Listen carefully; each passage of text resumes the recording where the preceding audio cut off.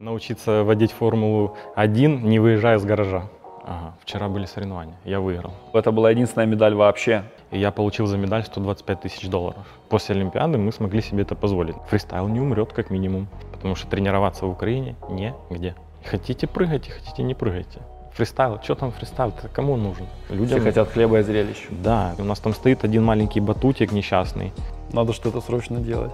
Ну и все, там руки потерли и начали пилить. Может любой школьник сделать на компьютере просто за 20 минут. Это нельзя, это невозможно. Ну, условия у нас такие. А моя медаль, это как вот все планы обломала там.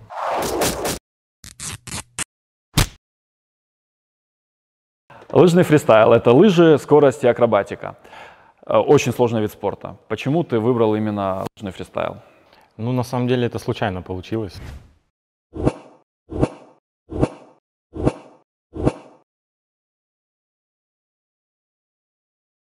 Потому что я не планировал заниматься этим видом спорта.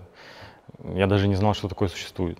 То есть просто так совпало, что в свое время, когда я еще в школе учился, там, в 4 или в 3 классе, в школу тренер пришел, мой первый, набирать группу. То есть тогда еще в те времена ходили тренера, набирали детей в группы. Вот. И он заметил, что мы там, наверное, с ребятами бесились на переменах, ну, как все дети, наверное. И предложил, говорит, вы не хотите свою энергию прийти потратить в зал? Я говорю, а что там в том зале? Говорит, у меня там все есть. Батуты, гимнастическая дорожка, брусья, кольца.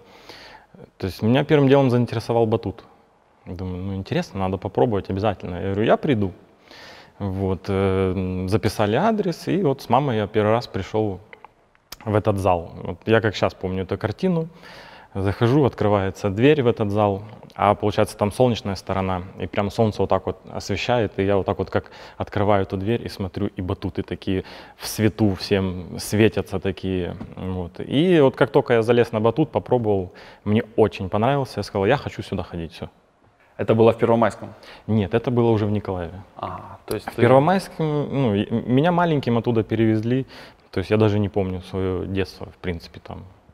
То есть любовь к батутам дала толчок к лыжному фристайлу? Да, то есть и вот я ходил, прыгал на батуте, меня даже согнать не могли. То есть я самый последний уходил из зала, потому что согнать Сашу с батута, это надо постараться. И уже потом, вот через время, когда уже начало получаться, мне сказали, ну вообще-то батут это не единственное, чем тут надо заниматься. А я вечно еще ходил, получается, зал отдельно стоит от трамплина. И я вечно ходил, смотрел, думал, что это за вышка тут стоит такая непонятная, думаю, для чего она тут нужна. А потом мне говорят, вот эта вот вышка, это с нее надо прыгать, это такой вид спорта, фристайл называется, зимний. Я говорю, зимний? Ничего себе. Батут и зимний вид спорта. Да, интересно. Ну и все, и поехала там. Раз это с лыжами, лыжи я никогда не видел, думаю, очень интересно, то есть мне еще сильнее понравилось. Вот. Теперь меня уже не только с батута не могли согнать, но и с трамплина. Потому что я попробовал прокатиться на лыжах. Ну, конечно, по искусственному покрытию. До этого я на снегу вообще не стоял на лыжах. То есть не знал, как ими управлять, ничего. Но интересно было очень, поэтому не могли меня и оттуда согнать. А как спортсменов молодых ставят на лыжи? Вы сначала должны пройти какой-то курс молодого бойца, грубо говоря, стать лыжниками обычными, правильно, которые катаются по горам, а потом уже трамплинить, правильно? Ну, по идее, в нормальных условиях так оно и есть. А вас сразу на трамплин поставили? Ну, в моем случае, да, так получилось, потому что не было возможности выезжать, даже в Карпаты не могли мы поехать. То есть, и я учился кататься на трамплине, можно сказать. Вот, одевал лыжи и по прямой просто накатывался. Там скорость небольшая, конечно, потому что если чуть больше наберешь, то уже в принципе и прыгнешь. То есть, а я еще не мог стоять, не понимал, как этими лыжами управлять. Где там те конты, для чего они нужны, вообще как поворачивать эти лыжи. То есть и мое первое удивление было, когда я стал на лыжах на снег, потому что все-таки покрытие искусственное, оно хуже скользит, чем на снегу. И вот когда я первый раз стал на лыжи на снег, я вообще был в шоке, мягко говоря, потому что лыжи ехали быстрее, чем я мог сообразить, что с ними делать. Поэтому интересно было. Интересно, как вообще происходит все становление спортсменов-фристайлистов, так как ты говоришь, что не было снега изначально, и вы сразу стали на трамплин. Но это как научиться, я не знаю, водить болид Формулы-1, не пробуя даже кататься на машине, ну, условно, да? Я думаю, это научиться водить Формулу-1, не выезжая с гаража. Где-то так. Обалдеть. Не, на самом деле, я думаю, что подготовка фристайлиста, она как заключается, наверное, и как у всех сложно-координационных видов спорта. Это базовые, это общефизическая подготовка, потому что надо уметь владеть своим телом хорошо. Ну и плюс все возможные гимнастические, акробатические упражнения, батут, гимнастическая дорожка, то есть подготавливают спортсмена, накручивают элементы, а потом уже ставят на лыжи, и после этого можно уже сказать, что человек готов сделать свое первое сальто с трамплина. Сколько времени нужно, чтобы стать профессионалом?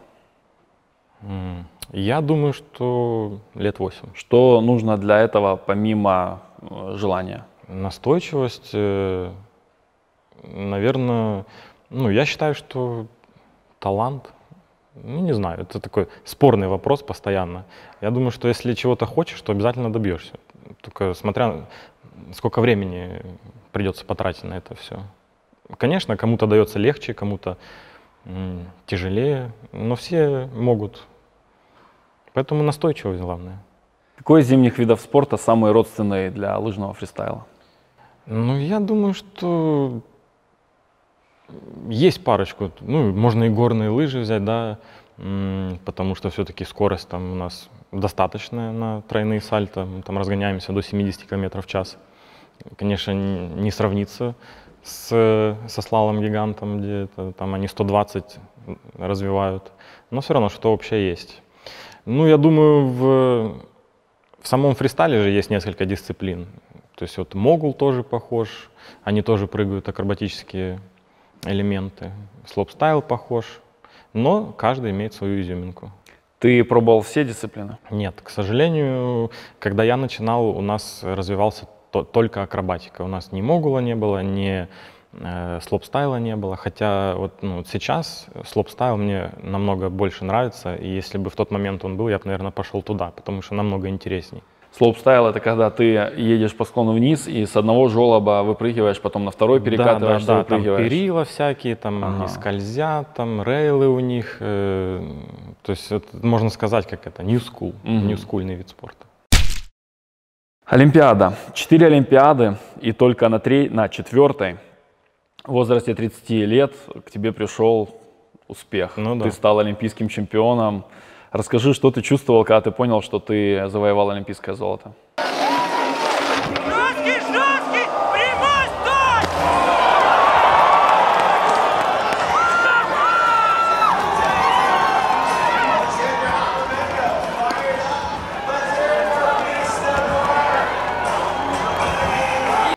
Ну, вообще, да, вот, 4 Олимпиады мне пришлось пройти, чтобы добиться того, чего я хотел изначально, когда уже понял для себя, что буду заниматься профессионально.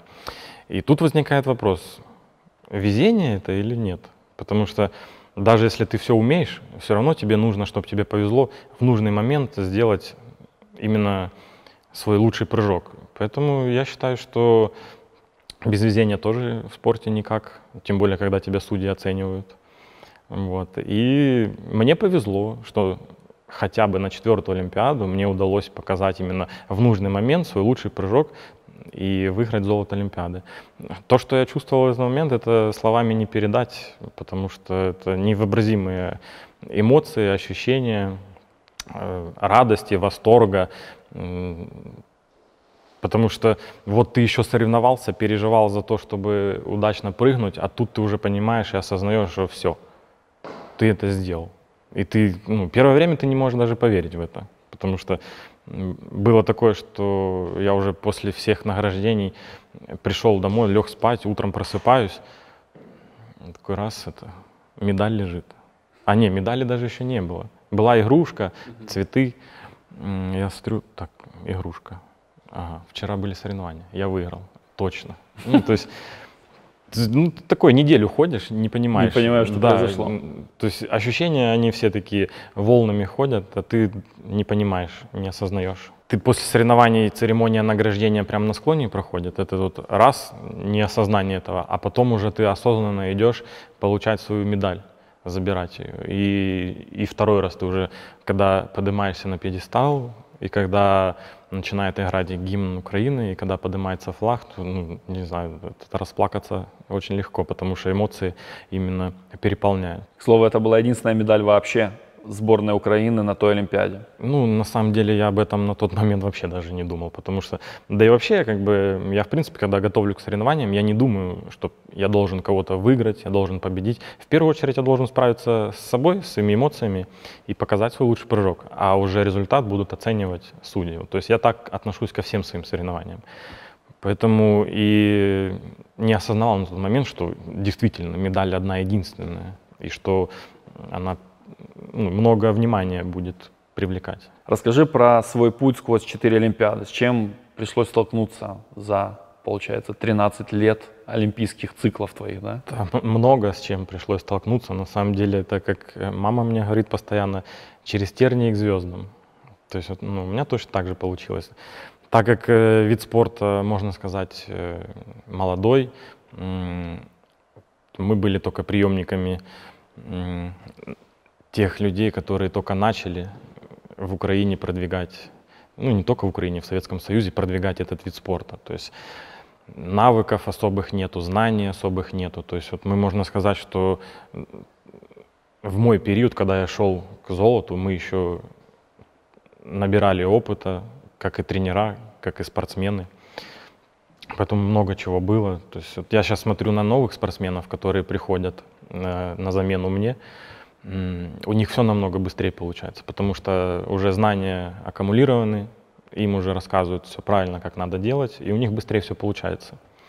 Поэтому в мое время много с чем я сталкивался, и не получалось чего-то много, и заучивались какие-то ошибки, с которыми приходилось бороться очень сильно, потому что все спортсмены сложно-координационных видов спорта знают, что ошибку исправить тяжело, легче не допустить ее образования. Поэтому были такие времена, которыми долго я сидел и исправлял свои ошибки. Травмы тоже были, ну, куда без них. Профессиональный вид спорта, конечно, серьезных, ну, не знаю, для кого серьезно, для кого нет.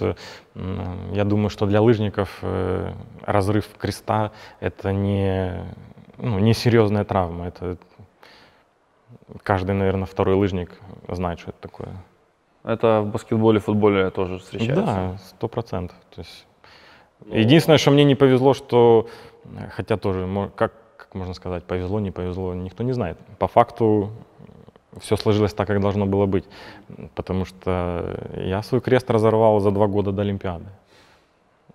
На тот момент было не смешно. И ты думал, что, возможно, ты не попадешь на Олимпиаду, правильно? Ну, то, что не попаду, такого ощущения не было. Смогу ли я подготовиться нормально? Вот это вот меня вопрос мучил. Ну, тогда тренер хорошо повел себя, сказал, не парься, все будет хорошо. Целый год успеешь, сейчас отдохнешь.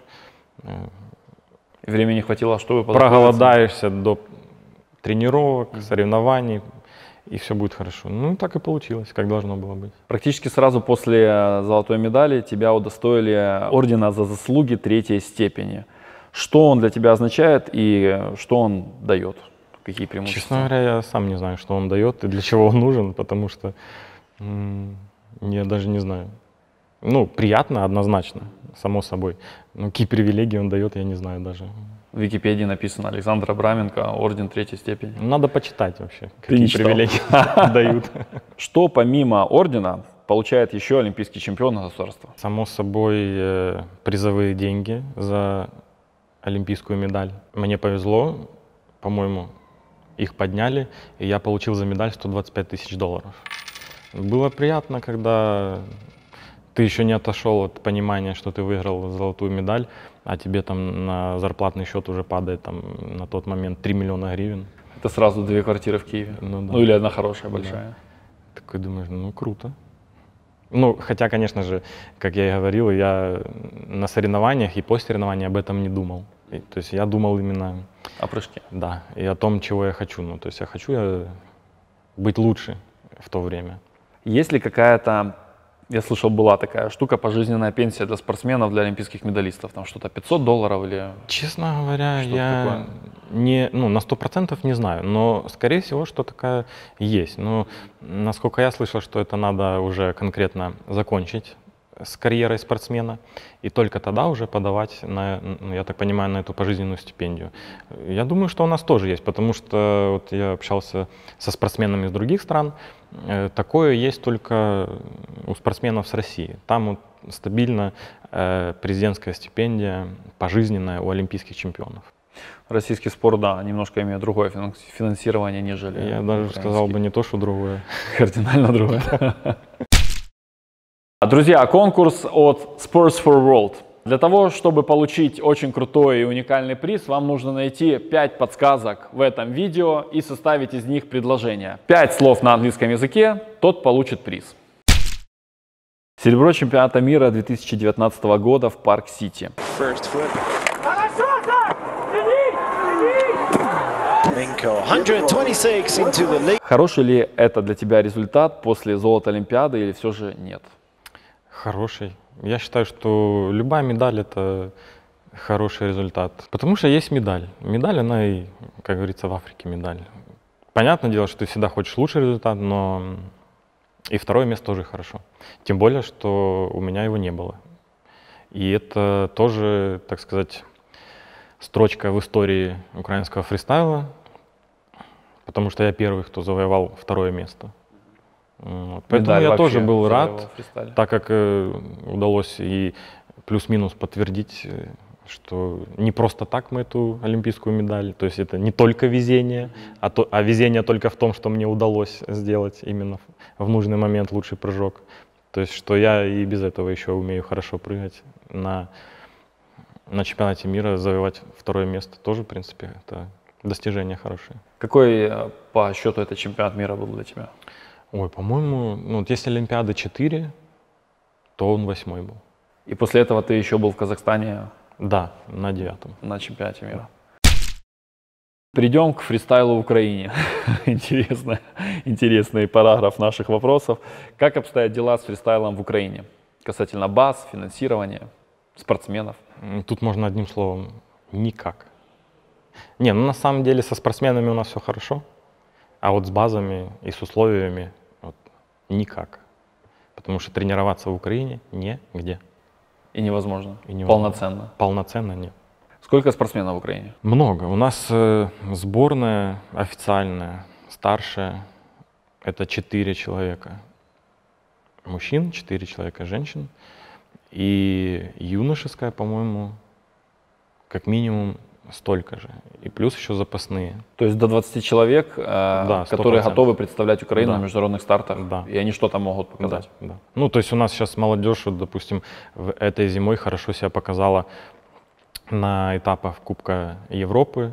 У нас парень оверall выиграл, девочка 3-е место заняла в овероле. То есть это хороший результат, они себя достойно проявили. Вот. И ребята, которые уже в старшей сборной, тоже себя хорошо проявляют. Дима Котовский на чемпионате мира, он даже лучше, чем я выступил, он 6-е место занял, ему удалось пробиться в суперфинал. Вот. И Александр Акипнюк тоже очень хорошо себя показывает. Эти ребята даже прыгают тройное сальто с 5 винтами, которые я только на воду смог попробовать. То есть на снег я его еще не переносил. Это самый сложный. Да, на Прыжок. данный момент это самые сложные прыжки. Какой коэффициент? По-моему, 5,2.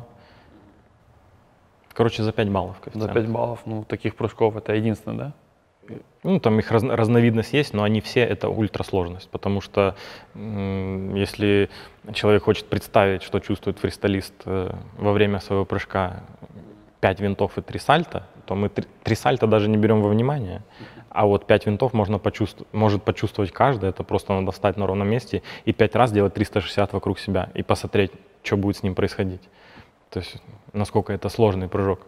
Что изменилось в вопросе финансирования после олимпийского золота? Однозначно финансирование стало лучше. То есть мы уже смогли повести ребят, которые уже готовы тренироваться и показывать результат. Мы их смогли вывести на сбор за границу, чтобы они уже хорошо и полноценно тренировались на прыжковом трамплине, потому что в Украине негде. Все, что они могут тренировать, это только прыжки на батуте, общефизическую подготовку там, и все. То есть, а прыгать мы спортсменов вывозим за границу. Это огромнейшая проблема.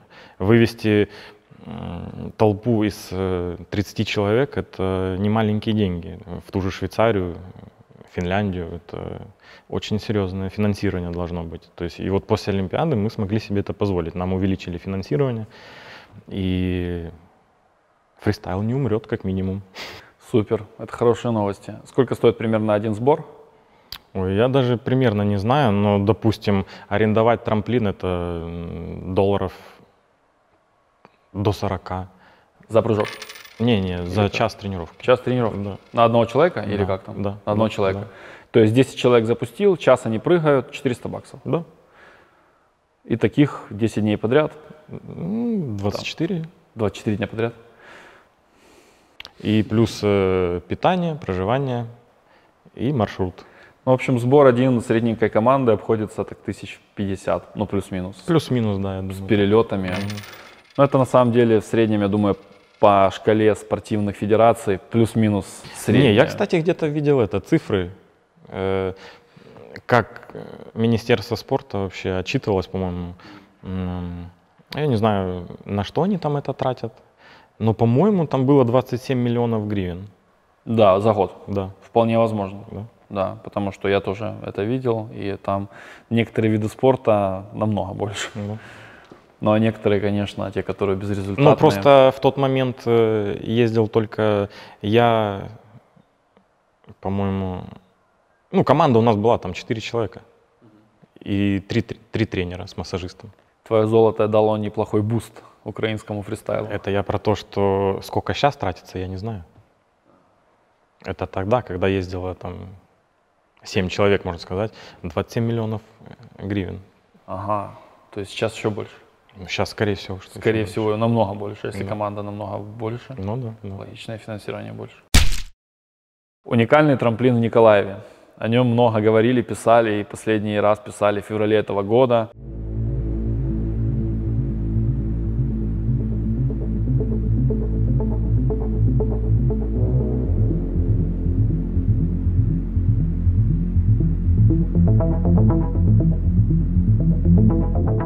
Но я так понимаю, что вопрос до сих пор актуален.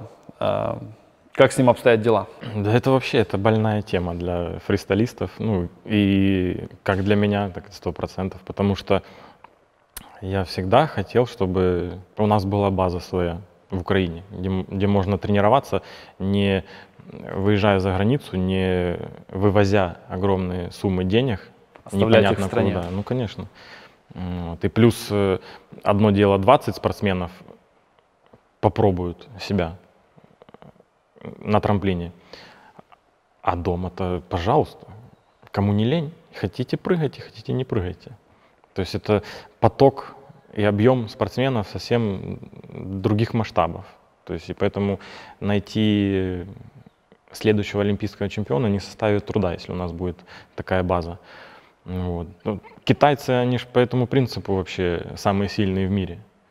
То есть это не потому, что там они такие талантливые, такие... У них все есть дома. И такие супер. Мало того, что у них все есть, а второе, то, что их много. Не получилось у одного, берут следующего. У следующего получилось, все, красавец, молодец. Вот так вот они и лучшие в мире во всем.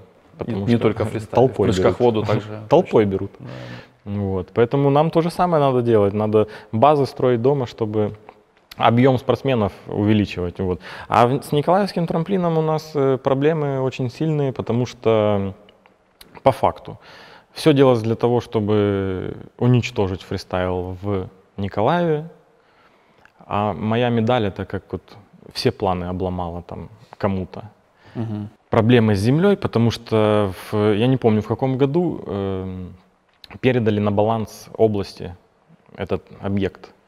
Ну и все, там руки потерли, класс. Фристайл, что там фристайл, кому нужен? Сейчас мы Объект тут неплохой, много металла. гостиницу построим, ресторан построим, вообще шикарно все будет. И начали пилить. Серьезно? Да. Обалдеть. Единственную вообще Школу базу в закрыть, Украине. да. На 40 миллионов, единственный трамплин. Да, И тот хотели Да. пеленуть. да. Обалдеть. Ну. Вот что значит децентрализация. Офигеть.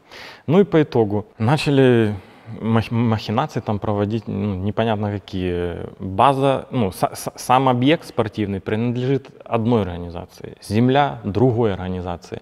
Вот так вот, если вот прийти посмотреть в бумаге, вообще непонятно, что происходит. Школу развалили. Вот, а сейчас мы с этим всем боремся. И мы приходим к чиновникам, говорим, ну, мы хотим, тем более президент сказал, что есть дотации по этому поводу. И если в Николаевской области, непосредственно в Николаеве, есть олимпийский чемпион с этого вида спорта, пожалуйста, магнит, берем и строим. Только желание надо области. Желанием там и не пахнет, потому что желание совсем другое. Вот и проблема, вот мы с ними и боремся. И пытаемся им навязать, чего хотеть надо. Ты думаешь, решения в ближайшее время не будет?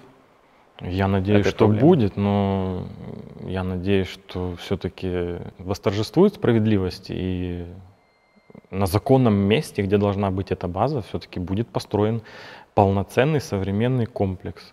Потому что вот я читал у Жана Беленюка, у него очень хороший законопроект готовится. Я бы поддержал его. Там поднимается ваш вопрос? Нет, там не только наш вопрос поднимается, а вообще, в принципе, поднимаются вопросы по поводу школ спортивных, баз, что если территория была, ну, принадлежала, была использована под какой-то спортивный объект, все, то есть уже нельзя ничего с ней делать, только под новый спортивный объект можно сделать, а нельзя там приватизировать или еще чего-то сделать, то есть как у нас зачастую это делается. Я так понимаю, это, по-моему, с образовательными заведениями сейчас так же, что если там была школа, то кроме образовательного заведения там ничего сделать нельзя. Вот. Это супер будет. Вот. И мы сейчас боремся за землю, чтобы все как должно было быть, а потом будем подавать на программу президента. Что министр спорта Вадим Маркович Гутцайт на этот счет говорит? Поддерживает, он даже периодически звонит, спрашивает, ну, он в Фейсбуке видит, какие там войны ведутся, потому что вот, звонит, спрашивает, интересуется, поддерживает. То Он есть, реально очень активен. Я надеюсь, что Конечно. то, что он пришел, это даст Не, однозначно, когда толчок украинскому спорту в принципе. Когда человек Решат со многие спорта вопросы. понимает эти все проблемы, понятно, что и там не все гладко. Понятно, что есть свои подводные течения и камни, поэтому, Их много. конечно, если бы их не было много, трамплин бы уже бы стоял. И базы были в каждом городе спортивные. Надеемся, что так и будет. Твоя жена, спортсменка из России, также была в Корее на Олимпиаде. Расскажи об истории олимпийской семьи фристайлистов. А что тут рассказывать? Все элементарно. Свободного времени ноль. Где с кем знакомиться? Только в спорте и знакомишься. Тем более со своего спорта. Вот и все. Тут элементарно все. Ты давал комментарии в одном из интервью, что если бы она сделала бы один прыжок нормально, она бы стала бы тоже медалисткой. Да. Да, она хорошо на тот момент попала в финал на первом месте. Но вот следующий прыжок, конечно, вот как я и говорю, не повезло. Хотя вот человек готов был и мог, и показывал хорошие прыжки, но не повезло. Я так понимаю, раз она переехала в Украину, она уже закончила карьеру, да? Да, да. Ну, у них там тоже сложная ситуация была с тренерами. То есть у нас же опасный вид спорта, сложно-координационный, поэтому тренеру надо доверять. А там как раз поменяли тренера, с которым она тренировалась, и то есть она уже не захотела продолжать. В мае прошлого года у вас родился сын. Да. Поздравляю с этим. Спасибо. Это круто. Ты хочешь, чтобы он стал фристайлистом? Не уверен. Я не знаю. Не, на самом деле, как бы я придерживаюсь того, что надо не навязывать. То есть, что человек хочет, он то и должен в себе развивать и к тому стремиться. То есть, если ему станет это интересно и он захочет, я ж не буду его за руку держать, говорить, нет, нельзя. То есть я буду не против. Что касательно подготовки на Олимпийские игры в Пекин? Готовимся. Вот недавно мы приехали со сбора, с первого своего, уже со Швейцарии мы начали прыгать достаточно рано. Уже 1 июля опять едем туда же тренироваться. То есть все у нас по плану идет, все нормально. Единственное, что, конечно, условия там странные нам ставят, что возможно, что Китай заставит всех прививаться. То есть если ты не привитый, то на Олимпиаду можешь не поехать. Ну, прививаться у себя в стране, в смысле, иметь паспорт. Да, да. Наши тоже недавно привились, я видел этот паспорт. Да. Ну, мне кажется, что может любой школьник сделать на компьютере просто за 20 минут. Причем печать не на английском языке. То есть он верифицирован только на украинском. Да, но есть перевод на английский текста, но печать на украинском. Я не знаю, как это будет работать на международной арене. Короче, интересно это все. То есть планы на Пекин есть и цели, как всегда, максимальные. Да. Ну, само собой, максимальные. Тем более, что сейчас на этой Олимпиаде уже добавили нам комплект медалей и будут командные соревнования. Ты будешь принимать участие в командах? Ну да, то есть для этого нам надо показать результат, потому что отбор идет непосредственно во время Олимпиады. То есть мы не знаем, кто будет представлять команду, потому что вдруг я буду хуже кого-то, и вместо меня могут поставить. Но я надеюсь, что такого не будет. Тоже надеемся. Какие планы по завершению карьеры? Ты думаешь остаться в спорте или у тебя уже на уме что-нибудь другое? На самом деле, такой вопрос я слышу часто, но ответить на него не могу. Ты пока не планируешь завершать? Потому что я вообще не люблю планировать наперед что-либо. Я знаю, чем бы я бы хотел бы заниматься и чем бы не хотел. Поэтому... Окей, чем хотел бы? Ну, я чувствую, что я бы хотел бы передать свои знания, но не хотел бы заниматься этим всю жизнь. Угу. То есть там на какой-то олимпийский цикл бы, может быть, и пошел тренером, опять же. Но с другой стороны, я вижу, что куда идти, ничего нету. То есть ты бы хотел поднять... менять своего тренера, который сейчас, ну, это ж ненормально. Ну да. Поэтому передавать негде. Вот. А так я с легкостью найду свое любимое дело. Пусть то будет и частный бизнес или еще что-то. В частном бизнесе есть какие-то мысли? Мыслей нет, потому что сфер полно, выбирай себе любую. Главное заниматься ей. Единственное, что, конечно, еще все-таки думал, что мне ближе, и вот в бизнесе. Ну, я бы, наверное, хотел бы свой батутный парк сделать. То есть мне бы это нравилось, это актуально. Управлять этим. Причем, я думаю, можно сделать как и в направлении уличной культуры, которая очень сильно сейчас развивается, конечно. И они очень любят это. А также в профессиональной сфере непосредственно подготавливать, кто знает, лыжный фристайл. Я же езжу по городам, по странам, я вижу, что это такое, как это развивается. Тот комплекс, который у меня в голове, в Украине его нету. Но реализовать реально? Реально, только на это надо деньги. Угу. И место. Ну да, само собой. Но это круто, потому что, я же говорю, мы почему-то всегда отстаем в развитии этих направлений. Сейчас экстремальные виды спорта, они выходят на первое место во всем мире. Потому что людям уже не нравится, понятно, что нравится там футбол погонять, еще что-то там, это такое.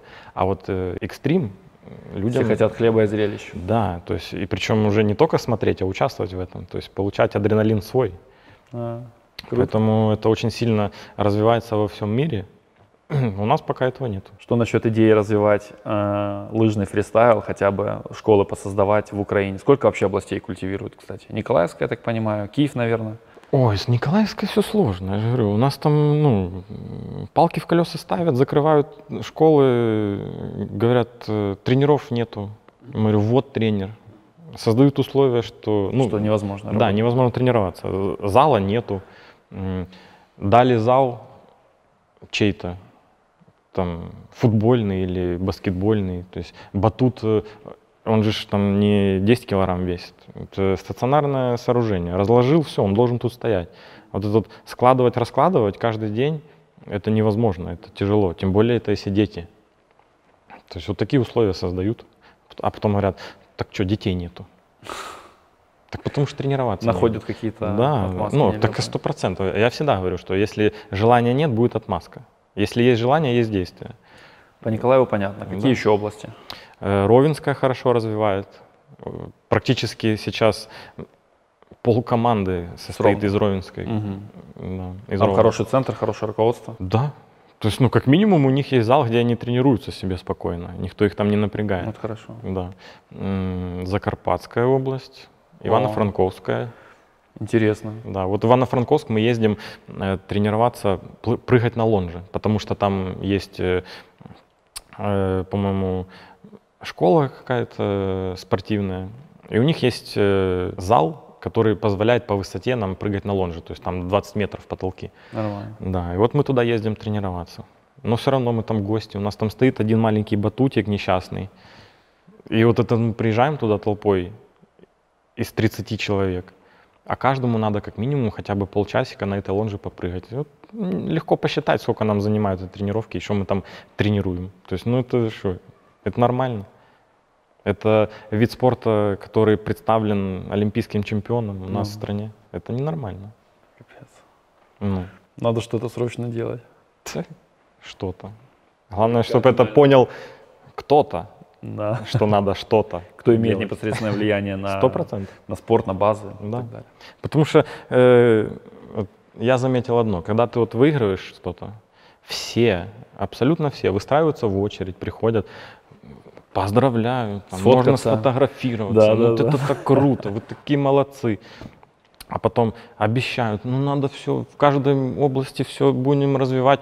А потом, когда дело доходит, давайте, это нельзя, это невозможно. Ну, условия у нас такие. Главное было попиариться перед. 100%. Какие у тебя увлечения? Чем увлекается олимпийский чемпион? На самом деле, ну, много чего могу, на что могу свое время потратить. Допустим, если это дома, люблю оружие, люблю пострелять. Огнестрельное оружие? Да. Гладкоствольное, нарезное? И гладкоствольное, и нарезное. То есть В принципе, процесс тебе нравится? Да, нравится именно процесс по мишеням пострелять.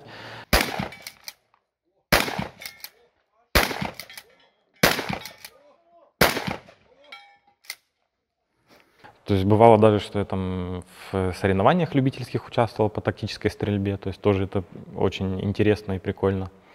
Это же, кстати, олимпийский вид спорта. Конечно. Можно потом на пенсии спокойно, там как раз возраст 30, 40, 50, Да. 60 участвует. Да, вот у меня друг с Николаева, он как раз директор магазина «Ствол», вот он занимается этим видом спорта. Вот как раз он мне и дал возможность, так сказать, потому что любил я всегда, но доступ к оружию это не так уж и просто и легко. То есть это не так, что пошел и в магазин купил себе. Вот, то есть, и вот я часто езжу на соревнования посмотреть, там, где он участвует. И вот в Николаеве у них база даже есть своя, ну как база, они сами сделали там себе и тренируются там. То есть вот мы туда приезжаем, я иногда приезжаю туда вместе с ними там стреляю. Супер. Иногда попадаю. Интересное увлечение, как для олимпийского чемпиона по лыжному фристайлу. Не, ну на самом деле я просто всегда любил оружие почему-то. Может, потому что папа военный. Понятно. Интересно. Привил.